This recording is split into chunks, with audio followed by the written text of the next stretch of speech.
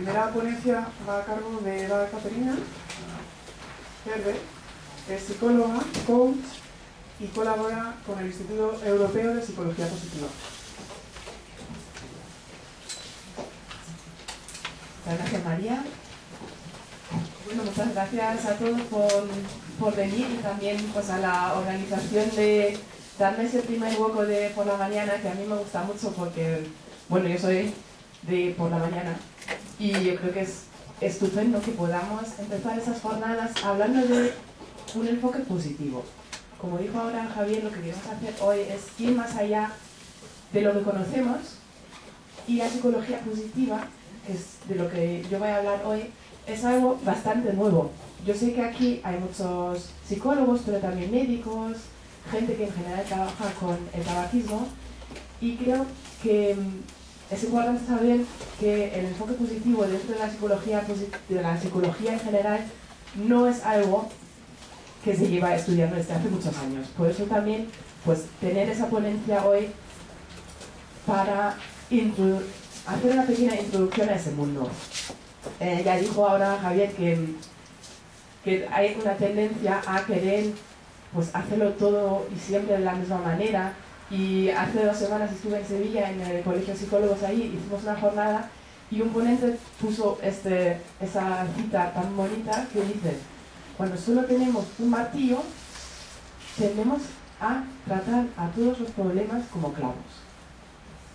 Entonces yo os voy a dar hoy otra cosa, que no es un martillo, que puede funcionar para algunos de vuestros pacientes para ir más allá de estar bien.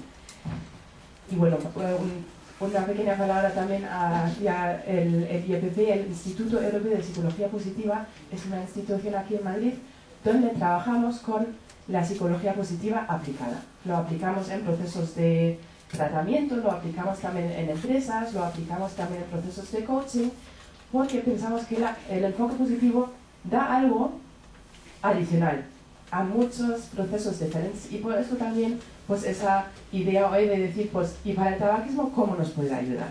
Para eso, pues, unos pequeños objetivos que yo os quiero transmitir hoy es, para empezar, qué es la psicología positiva, cómo se aplica en el ámbito clínico. Luego vamos a hacer una pequeña dinámica para experimentar de qué estamos hablando aquí, para que vosotros empezáis a notar en primera persona qué significa trabajar un enfoque positivo, y para terminar, los efectos de modelo, para también incluir esa parte científica que nos gusta tanto siendo psicólogos, ¿no? Ver también unos resultados comprobados científicamente de qué es lo que podemos conseguir trabajando con el enfoque positivo. Bueno, ya he dicho antes que esto es bastante reciente. De hecho, el grupo de trabajo de psicología positiva aquí en el Colegio de Psicólogos se creó en junio. ¿No? Desde el IEPP nos pidieron pues, que empezásemos a trabajar esa temática también a ese nivel más institucional, y este año, que no es algo que lleva ahí mucho tiempo, es algo que empezó recientemente. A vosotros que sois psicólogos, ¿alguna idea de qué es la psicología positiva? ¿Qué es lo que conocéis? Que es sábado por la mañana, pero no sé si es porque estáis todavía ahí empezando a ver qué es lo que hablamos o que no sé.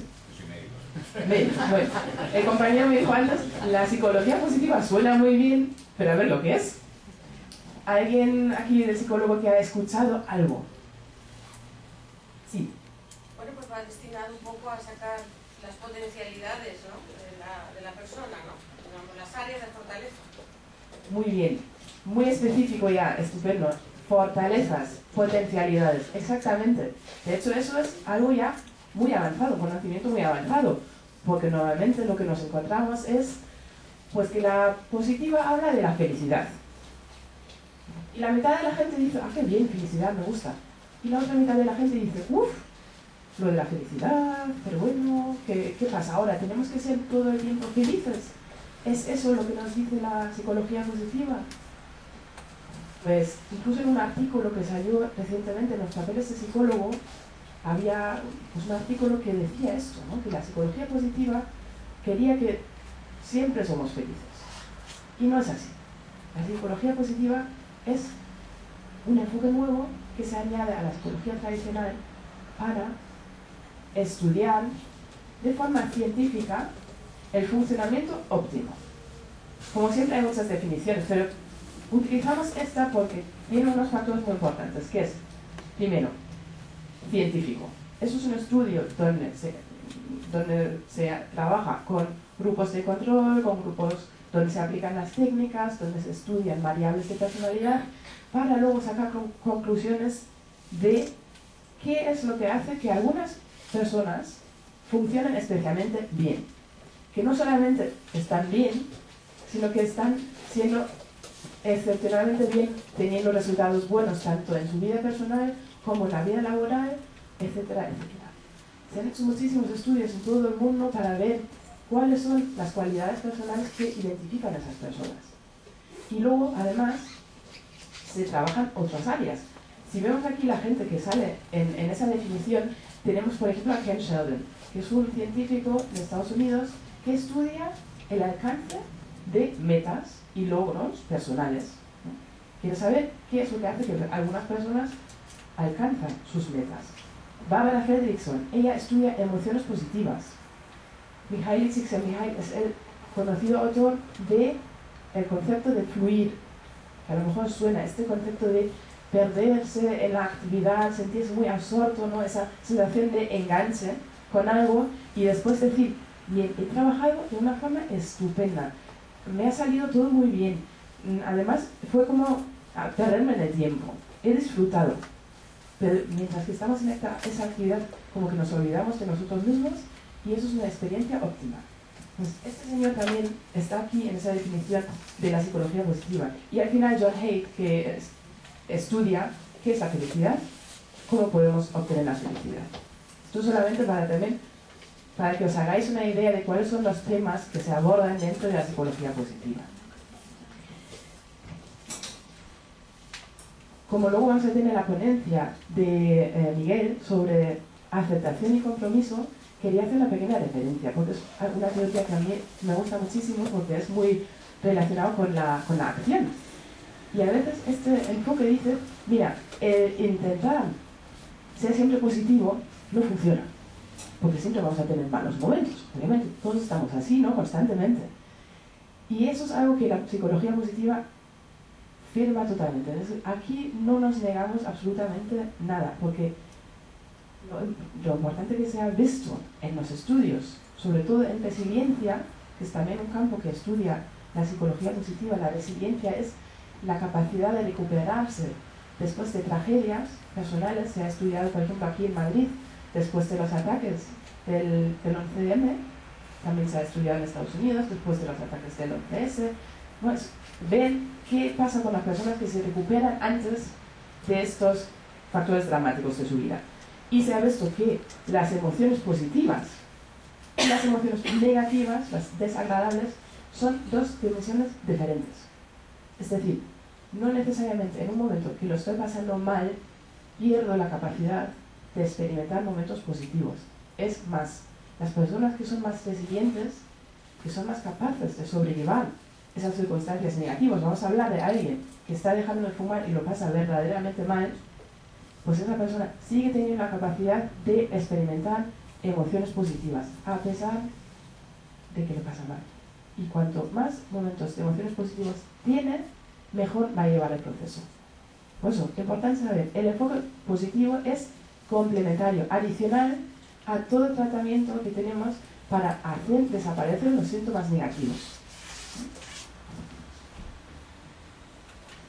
Y este es un señor que en el año 98-2000, cuando era presidente de la APA, dijo en una entrevista que dio a BBC que él quería estudiar la psicología positiva porque la psicología no era suficientemente bueno. Eso es lo que pone aquí, ¿no? Not good enough. Decía que habíamos estudiado durante muchísimos años, bueno, muchos años, en este siglo básicamente, la incidencia de qué es lo que hace para que las personas se sienten mal. ¿Cuáles son los síntomas que demuestran que alguien tiene un trastorno obsesivo? Y luego hacen desaparecer esos síntomas para que la persona vuelva a estar normal. El otro lado, es decir, entre -5 y 0, eso lo tenemos bastante bien estudiado. Sabemos que cuando alguien está en -5 porque tiene un ataque de pánico cada 2 semanas, le ayudamos con la psicología tradicional a no experimentar ataques de pánico y está en el 0. Pero luego si esa persona sigue encontrándose, bueno, regular, dice, vale, pero me falta algo, no estoy siendo feliz, no me siento plenamente bien. Y ahí entra la psicología positiva y ese estudio del funcionamiento óptimo. Supone un complemento, como ya he dicho, un modelo basado en los recursos, como dijo la compañera, recursos que tiene la persona y que le van a ayudar a acceder a un nivel óptimo de funcionamiento. Las fortalezas, un concepto muy importante. Y implica una nueva mirada también de qué es lo que va mal hacia qué es lo que me funciona, qué es lo que me va a ayudar a vivir mejor que bien. Y Martin Seligman, bueno, él mismo, si os suena el nombre, es el mismo Seligman que estudió la indefensión aprendida. Cuando él daba choques a perros que habían aprendido que no podían hacer absolutamente nada para escapar de ese choque y dejaban de intentar escapar. Y se sentaban ahí en su caja y aguantaban los choques y no hacían nada, ¿no? Esto era su estudio inicial, es decir, este hombre sabe mucho de depresión, de indefensión aprendida, etcétera, etcétera. Y además dice que él mismo es un viejo gruñón, que él mismo es el primero que tiene que aprender cómo ser más positivo. Y ha dedicado los últimos 10, 12 años de su carrera laboral en identificar las fortalezas que existen en todo el mundo, en iniciar diferentes aplicaciones en colegios, en el ejército de Estados Unidos. En todos esos ámbitos se está utilizando ya la positiva con muy buenos resultados. Y ahora la pregunta, ¿cómo se aplica la psicología positiva en el ámbito clínico? ¿Cómo podríais imaginaros aplicar este enfoque con vuestros pacientes? No sé, alguien que tiene una idea.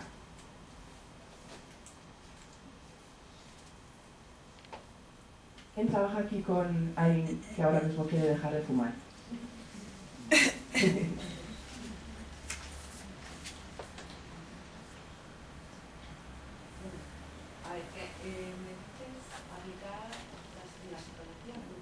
La psicología positiva, sí. Pues un poco en la medida de lo que estamos hablando antes de aplicación con mucho también, ¿no? Unido, yo quizás sería en vez de tanto centrarte, por ejemplo, en la ansiedad del síndrome de abstinencia, pues centrarte en hacer las actividades que van a hacer esa persona. No tanto en el síntoma, sino en acciones que va a estar, como decía la compañera, ¿no? No tanto en reducir el síntoma, sino en qué puedes hacer para olvidarte del síntoma. No sé cómo explicarlo. Sí, eso está muy bien. Está muy bien porque también dices, no sé cómo explicarlo, es un poco difícil de ponerlo en palabras. Porque como psicólogos hemos aprendido durante toda la carrera a dar nombres a todo tipo de trastorno y síndrome de abstinencia, a todas esas cosas que son más parte del trastorno. Y a nuestros pacientes les pasa igual. Porque si les preguntamos de ¿cómo te sientes?, le van a soltar toda una batería de emociones negativas y luego para describir los momentos positivos, sus emociones positivas, les van a quedar, bueno, la explicación se les queda corta. Porque ni tenemos un vocabulario desarrollado para hablar del funcionamiento óptimo. Tenemos que utilizar esas palabras, funcionamiento óptimo, que suena horrible. Me parece que no tenemos un lenguaje para hablar de lo que es sentirse mejor que bien. Y eso también es un ámbito donde la psicología positiva nos ayuda a desarrollar un lenguaje adecuado y además que entiende el paciente, ¿no? Aquí va a volver al tema de la individualización. Es muy importante que siempre tengamos en mente que tenemos que encontrar lo que funciona para el paciente, ¿no? Y hacerlo utilizando técnicas que se han visto que funcionan en el ámbito general, ¿no? Para unir esas dos cosas. Técnicas comprobadas científicamente para luego adaptarlo al lenguaje del paciente. Entonces ahí también la psicología positiva nos aporta esa mirada de el lenguaje nuevo. También, pues para, por ejemplo, en casos de duelo que hemos visto en el instituto, pues lo utilizamos efectivamente para desarrollar esa mirada hacia qué es lo que me gusta hacer, qué es lo que me hace sentirme bien, ¿no? Que es no solamente las emociones positivas, sino también actividades que me dejan conectar con algo más positivo.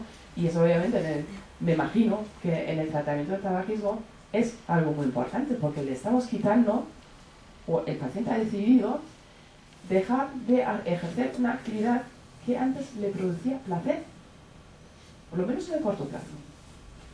Se lo estamos quitando porque va a dejar de fumar, va a dejar de tener sus momentos de ¡ay, qué relajado estoy después de trabajo, que me tomo un cafecito, me fumo un cigarro! Este momento de placer lo va a perder. Y mucha gente no quiere esto, porque si preguntamos ¿qué es lo que quieres? Pero quiero dejar de fumar. ¿Por qué? Pues porque es malo para la salud. Bueno, ¿y por qué? ¿Eso qué significa? Y si preguntamos muchas veces ¿por qué? Al final la persona nos va a decir pues porque me quiero sentir bien.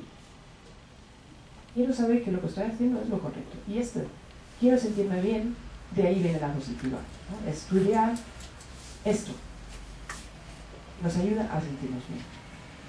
Y cómo se aplica pues, de otras formas, pues lo que ha dicho la compañera antes, el enfoque en fortalezas es la herramienta transversal que se ve en todas las aplicaciones de la psicología positiva.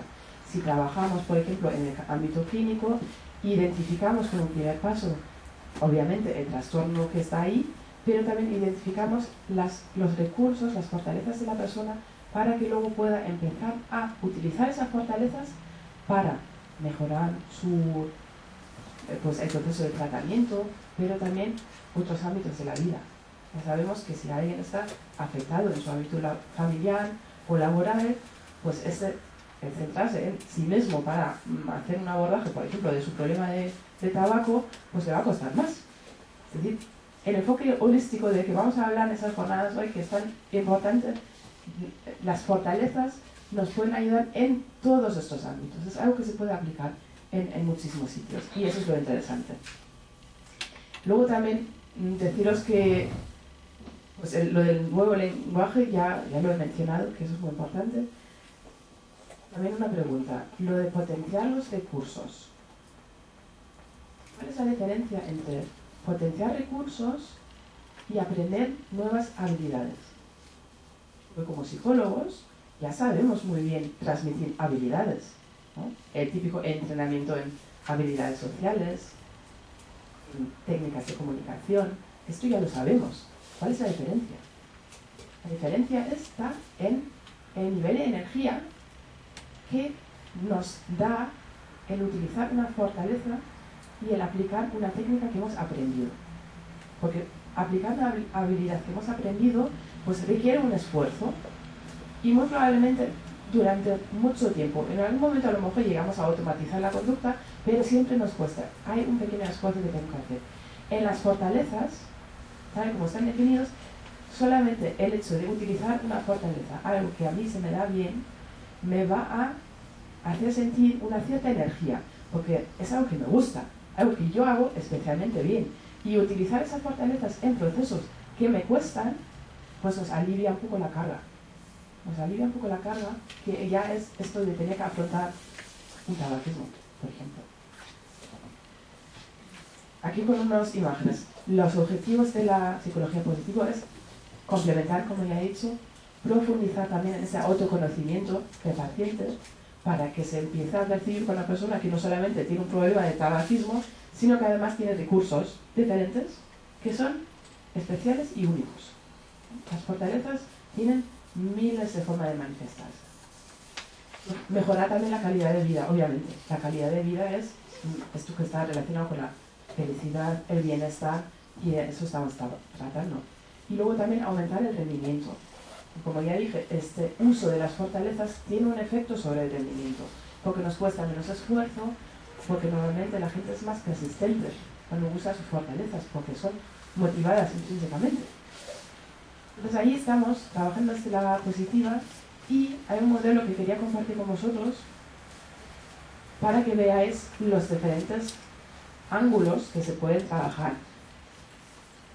Tenemos aquí, como ya he dicho, las emociones positivas, definido como emociones que percibimos como agradables, ¿no? Emociones como la alegría, también el entusiasmo, también temas como el amor, también es una emoción positiva. Esas emociones positivas nos ayudan a cambiar este ratio negativo, digamos, entre estados de me encuentro mal y estados donde me encuentro bien. Sabemos que por evolución no estamos hechos para experimentar emociones positivas todo el tiempo, es más, estamos hechos para reaccionar más fuertemente ante las emociones negativas. Y por eso es tan importante hacer el esfuerzo para prestar atención a los momentos positivos, como dijo antes Fernando, que las vistas aquí, ¿no? Este pequeño momento de decir, mira, que yo estoy aquí en una sala, a lo mejor todavía un poco cansado, pero mira, que hay aquí una vista muy bonita, de pararnos un momento y darnos cuenta de las cosas bonitas que hay a nuestro alrededor, que es algo tan pequeño y tan inmediato, pero tiene un efecto sobre el estado de ánimo. Y si podemos empezar a crear hábitos que crean muchos momentos de emociones positivas a lo largo de un día, una semana, etc., al final ese ratio de cuántas veces me siento mal, cuántas veces me siento bien, va a empezar a cambiar. Otro concepto es el de fluir, en inglés es engagement. Son estos momentos de perderse en una actividad, de disfrutar plenamente, de entregarse plenamente a una cosa. Luego hay las relaciones, porque obviamente se ha visto que las relaciones positivas son un elemento tremendo, un pilar del bienestar de las personas. El otro es meaning, eso es sentido vital. Es un concepto que es bastante difícil de trabajar porque normalmente no hablamos de sentido. Hombre, hay muchos libros por ahí que nos hablan de encontrar nuestra misión en la vida, tipo autoayuda, ¿no? Pero realmente cuando preguntamos a nuestros clientes, pacientes, ¿qué es el sentido de tu vida? Nos miran como, pero por favor, esto es muy profundo. Sí, efectivamente, es muy profundo. Pero también hay diferentes capas. Se puede empezar por una capa más superficial, preguntarnos ¿para qué estamos haciendo lo que estamos haciendo? ¿Para qué nos sirve la experiencia? ¿Para qué nos sirve un trabajo? Para luego conectar con capas más profundas, donde dicen qué es lo que realmente obtengo yo de, por ejemplo, un proceso de dejar de fumar, que a corto plazo me va a costar muchísimo, pero yo sé que para mí tiene un significado especial el hacerlo, el mejorar a largo plazo. De ahí siempre me gusta mencionar a María Teresa, la Madre Teresa, que seguramente en su día a día tenía muchísimos momentos de emociones negativas, porque trabajaba con gente que estaba en situaciones muy complicadas y seguramente también muy frustrante a veces, ¿sabes? Que luchar contra el hambre, la pobreza, etc. Pero esa mujer estaba viviendo una vida dirigida a un sentido donde ella aportaba algo a una causa más grande. Y ahí vamos. Es no solamente enfocarnos en el corto plazo, en esas emociones positivas que sentimos un momento y a lo mejor 10 minutos después estamos en otra cosa, sino tener ese hilo conductor. Es decir, yo hago todo esto porque para mí tiene un sentido más grande. El último pilar del bienestar que sale en ese modelo es el de logro. Logro, ya lo mencioné antes, que es una parte importante. Aquí también la psicología positiva se relaciona muchísimo con el coaching. Pues si alguien aquí trabaja desde ese enfoque, el coaching está también enfocada a obtener resultados. Y la psicología positiva, efectivamente, en sus estudios ha encontrado que obtener logros aumenta el bienestar de las personas. Por eso también es tan importante saber, cuando tratamos a alguien en tabaquismo, el hacerle ver sus logros, aunque haya recaídas, aunque no le gusta el proceso en sí, hacerle ver los logros, porque esto en sí es algo que le va a motivar intrínsecamente para seguir y ya va a contribuir a su bienestar. Aunque pierde este pequeño placer de fumar, va a ganar en esta sensación de que estoy logrando algo, estoy avanzando en un sentido bueno. Aquí también volver a esa temática de la felicidad, es un término que nos gusta. A Martin Seligman, que es el creador de ese modelo, no le gusta. De hecho, en este libro que ha salido el año pasado, él cambia. Dice, mira, ya no voy a llamar mi teoría de la felicidad, que fue la inicial, la Authentic Happiness, la felicidad verdadera, fue su primer libro.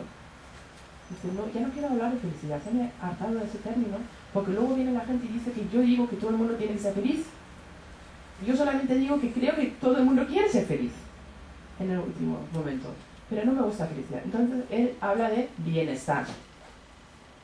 A nosotros en el IEPP hemos dicho, pues mira, nosotros nos gusta, normalmente es un término que en la gente resuena, ¿no? Crea mucha más conexión que el término bienestar, que nos hace pensar en un spa, en un momento más de placer. Pero bueno, ahí cada uno también ha de elegir con qué concepto quiere ir. Estamos hablando de sentirse bien. Eso es lo importante.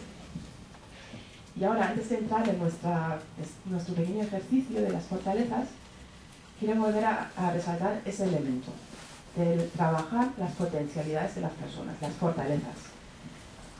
Fortalezas en acción serían, por ejemplo, utilizar las fortalezas personales en la solución de problemas. Os voy a dar ya una idea de qué podría ser una fortaleza. Es el optimismo. El optimismo es una fortaleza y hay personas que son optimistas de por sí y utilizan esa fortaleza para, pues, solucionar sus problemas. Yo, por ejemplo, si yo hago los tests que salen ahí en muchos sitios en internet para determinar fortalezas, sale que yo soy muy optimista. Bueno, y a veces me paso. Optimista. Y hago cosas como que me voy al centro comercial con mis 2 niños que tienen 2 años y 6 meses y es un desastre. Y luego digo, ¿pero cómo me meto yo en esas cosas? Pues porque pienso que todo va a salir bien y luego uno sale corriendo y el otro empieza a llorar y no sé qué y al final no puedo. Entonces, eso es para que sepáis que las fortalezas nos pueden ser muy, muy, muy útiles en determinadas circunstancias, pero que también hay que saber utilizarlos en su justa medida, ¿no? Pero si yo utilizo la fortaleza, por ejemplo, para solucionar problemas, digo, vale, si yo quisiera dejar de fumar, que yo dejé de fumar hace pues, no sé, 10 años o algo así, me costó, pero yo tenía siempre la convicción de que lo iba a poder hacer. Y esto fue el optimismo, que me ayudó ahí a decir, es difícil ahora, pero seguro que en algún momento yo voy a dejar de sentir esas ansias de fumar. Seguro que en algún momento esto simplemente pasa. Yo no sabía cómo, pero tenía esa convicción. Y ahí salió ese optimismo para ayudarme en decir, vale, yo tengo que solucionar ese problema, ¿qué puedo hacer? Si tengo la convicción de que va a salir bien, pues entonces me pongo las pilas y lo hago. Vemos cómo empieza a cobrar un poco más sentido. La planificación de objetivos desde las fortalezas. Es decir, sabiendo cuál es vuestra fortaleza, ¿qué objetivos te quieres plantear? ¿Cómo quieres utilizar esta fortaleza tuya para tu objetivo, que es dejar de fumar? ¿En qué momentos la quieres utilizar? ¿Cómo? El ayudar a los clientes de hacer el plan de acción desde lo que ya tienen. No solamente es decir, tienes que aprender ahora a hacer esto, a hacer técnicas de autocontrol, a no sé qué. Además de esto, sí, y como ya sabemos que a ti te sale súper bien planificar tu día, pues ¿por qué no planificas un día donde ya sabes lo que haces en los momentos donde antes fumabas? Y le va a encantar, porque organizar le gusta a esa persona. Así empezamos a utilizar fortalezas. Luego también se utiliza para incrementar la autoestima y el bienestar, simplemente usándolo. Esto es algo que viene incorporado en el uso de las fortalezas, como nos muestran los estudios. Y luego también la mejora de atención al tratamiento, por esa motivación intrínseca que es. Y esto, bueno, es algo que se está estudiando, donde todavía nos hace falta más estudios, pero por el momento lo que estamos viendo es que persistencia efectivamente es algo que se potencia cuando utilizamos las fortalezas. Bueno, tanto hablar de fortalezas, ahora os toca a vosotros, porque vamos a construir una fortaleza para que tengáis ya algo de este lenguaje nuevo que os estoy proponiendo. Y para eso os voy a dar una pequeña tarea que primero vais a hacer por escrito y luego lo compartimos. Voy a citar una persona muy importante en este campo, que es Chris Van Tienen, que él ha creado el manual de fortalezas, y él, para hacernos pensar en las fortalezas, dice: piensa sobre algo que te dé energía, o en las cualidades que tienen los demás que más te inspiran. algo que te dé energía o algo que ves en otras personas que te inspire. Voy a añadir a eso, algo que se os dé muy bien hacer y además os hace sentiros bien. ¿No? Normalmente son actividades, pero actividades, no algo pasivo. Pues pensad en esa cosa y apuntarla. Darle un nombre, y a mí ahora mismo una etiqueta, me da igual si eso es creatividad o algo más vuestro, no sé, creatosaurio, o no lo sé. Tiene que ser algo vuestro, una palabra con la que os identificáis. 2 minutos. Disculpa, ¿podrías repetir el nombre del autor? Biswas Diner. Es con B de Barcelona, I-S, W-A-S. Ya con eso en Google lo encuentras. Biswas, ¿qué más? Diner, D-I-E-N-E-R. D-I. Luego también en la última sale. Y tengo ahí unas referencias.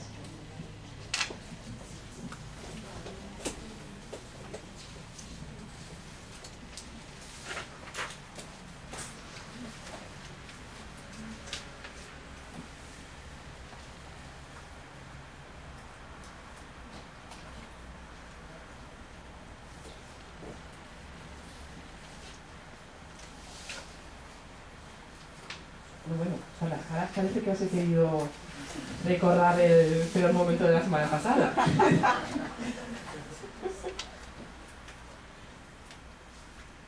¿Ya lo tenéis? ¿Más o menos? Vale, pues ahora quiero que os quedéis para hablar con la persona de al lado, o si estáis en un lateral, con la persona de detrás, para compartir esta fortaleza y compartir una situación donde habéis utilizado esa fortaleza recientemente. Compartirlo, hablar un poco de ello y luego compartimos entre todos. Bueno,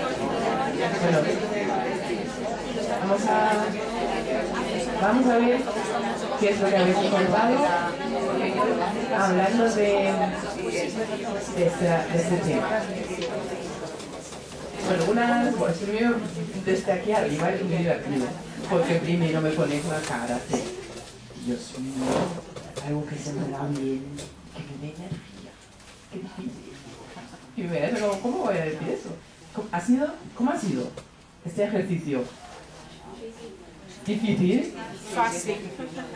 Bueno, ¿alguien que dice que es difícil? No tienes la palabra o la definición exacta de lo que podría poner. Sí que es difícil a veces verlo. ¿Y por qué crees que es tan difícil? ¿Por qué no te lo has Porque estamos muy poco entrenados. Nos han sacado mucho tiempo. Sí, que no nos han... Muy poco entrenamiento para buscar lo positivo. Sí, que no estamos entrenados a detectarlo. Claro. Y nos da vergüenza a veces. Sí, por favor. Quería preguntarte, ¿hay escalas baremadas para pasar a los pacientes donde podamos hacer, bueno, pues una especie de primer vistazo de fortalezas? Sí, sí. Ahora, luego os pongo la referencia de esto. Efectivamente hay tests para eso, porque ese lenguaje nos hace falta. Vamos a volver al ejercicio. Alguien dijo también que muy bien, que era muy fácil. ¿Cómo? Para mí ha sido muy fácil. No, muy fácil, no sé. Porque, no sé por qué, no sé si es porque solo tengo una, entonces... ¿Esta es una nos la dices? ¿Mi fortaleza? Sí. Sí, la de planificar. Entonces, yo soy conocida en general, en mi casa, en mi familia, entre mis amigos. De hecho, cuando alguien necesita algo de planificar, ¿me ayudas a planificar? Y eso es mi gran fortaleza y mi gran defecto, las dos cosas. Como mi optimismo, ¿no? Sí, exacto, sí, sí. Claro, cuando lo tengo todo planificado, de repente, pues la mitad de las veces todo se estropea. Entonces, pero bueno, pero a mí me encanta y me ayuda muchísimo. Y lo planifico aún así, aunque luego se estropee. Bueno, aunque os haya costado o os haya no costado, ¿cómo os habéis sentido al compartir las situaciones donde la habéis puesto en práctica? Yo he visto muchas sonrisas, ¿no? ¿Habéis sentido esa energía que también sentís? Yo creo que se multiplica tu fortaleza. Yo tengo una, pero al contarla la haces más grande. O le das más importancia.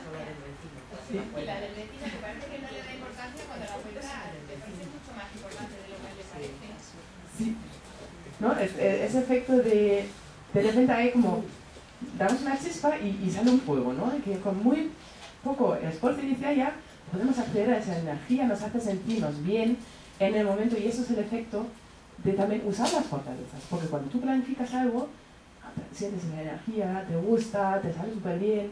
Más fortalezas, ¿qué más etiquetas hay que habéis encontrado? Bueno, yo he puesto reto, una fortaleza, que creo que ahora en este momento de mi vida es la que guía la mayor parte de la actividad diaria que estoy haciendo. Ver las cosas como retos. Sí, tengo un reto y en ese momento esta fortaleza de reto que no sabía que tenía tanta, pues ahora la verdad es que guía mi actividad diaria prácticamente. No me... Porque estoy preparando una oposición, entonces pues, Lo claro. utilizas sobre todo para esto. ¿Y en el resto de tu vida, en otros ámbitos que no sean tanto el profesional? Pues yo creo que también el tema de la planificación, pero también como decía Blanca, es un poco arma de doble filo. Pero sí, creo que me da bien y me ayuda. Más fortalezas, un poco más ahí atrás, por favor. ¿Compartir? ¿Sí? Pues yo puesto la creatividad, me gusta mucho hacer manualidades y entonces pues pensar en eso. Una fortaleza estupenda. Además, muy buena para aplicarlo en temas de solución de problemas, ¿no? También de, no sé, ¿tú eres psicóloga o psicóloga? Entonces con tus clientes también estarás utilizando muchas veces esa fortaleza. Porque para adaptar las técnicas, para luego... Bueno, hablando de esto, ¿quién es aquí médico? Quiero la fortaleza de alguien que es médico. Ahí atrás, por favor. Yo es que entendí mal la pregunta, no lo entendí bien, pero gracias a compartirlo con mi compañera, que eso también quería decir, que esta dinámica, no todo el mundo, no solamente por suerte tenemos una fortaleza para rebatir a mis compañeros, sino que tenemos más fortalezas, y el hecho de compartirlas también hace que la fortaleza que tú habías pensado en principio, al verla bien en la otra, pues dices, pues yo también tengo un poquito. Ya no es tan fortaleza, pero a lo mejor no es tan fuerte como la tuya, porque no la he pensado en primer lugar, pero también, por ejemplo, ella dijo empatía, y dije, hombre, pues sí, pues yo también, ¿no? Entonces, este ejercicio también sirve para darte cuenta de que no solamente tienes una fortaleza, sino que tienes diferentes grados. Muchísimas gracias por apuntar esto, porque es importantísimo. De hecho, en la clasificación de fortalezas que utilizamos nosotros, porque vemos que es la más fácil, es una clasificación de 24 fortalezas, lo que se encuentra es que todos tenemos esas 24 fortalezas en mayor o menor medida. Solamente la utilizamos más o menos, pero todos tenemos un poco de esto.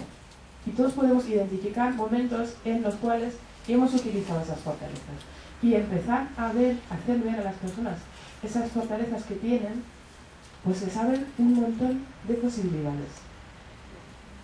Eso es lo bueno que tiene, es decir, yo no solamente tengo la planificación, a lo mejor tengo otras cosas, pero me olvido de utilizarlas. Yo suelo utilizar esa primera fortaleza porque me gusta y porque me da tanta energía y sobresalgo, pero luego seguro que hay también otras cosas que yo hago bien.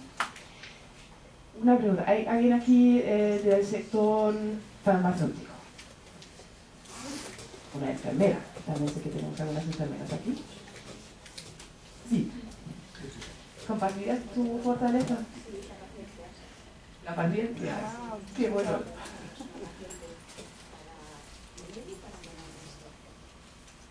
¿Cómo crees que la estás utilizando en tu profesión? Pues yo creo que me interesa la capacidad de escuchar, estar más pendiente de lo que otros dicen. Y de las fortalezas que has escuchado aquí, ¿cuál es una que tú crees que podrías empezar a, no sé, ayudar a hacer ver a la gente que cuidas para ayudarles a sobrellevar mejor esa situación en la que están? ¿Y cómo lo harías?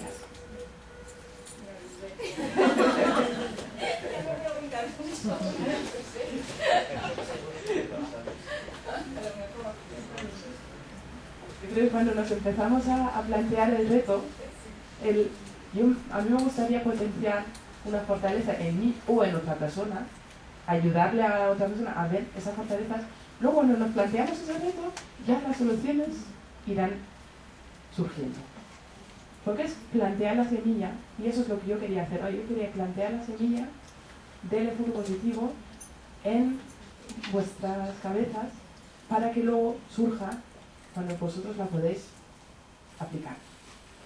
Y es eso, el plantearse cómo puedo ayudar a mí misma a ser más positiva, cómo puedo ayudar a las personas con las que trabajo a descubrir sus fortalezas, empezar a usarlas de nuevas formas, que es la idea, ¿no? Cómo puedes utilizar la fortaleza de diferentes formas, de una manera diferente, porque esto es potenciar el bienestar.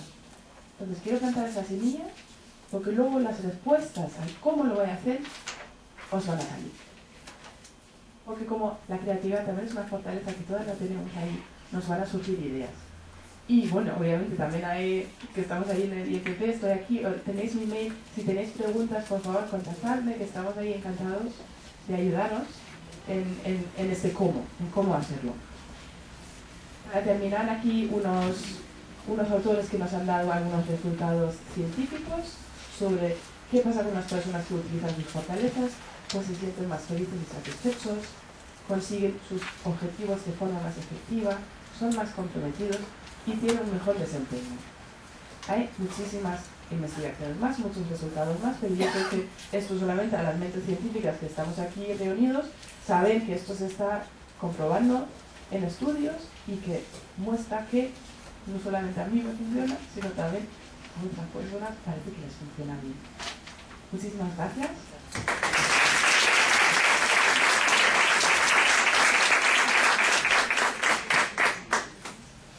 Gracias, Eva.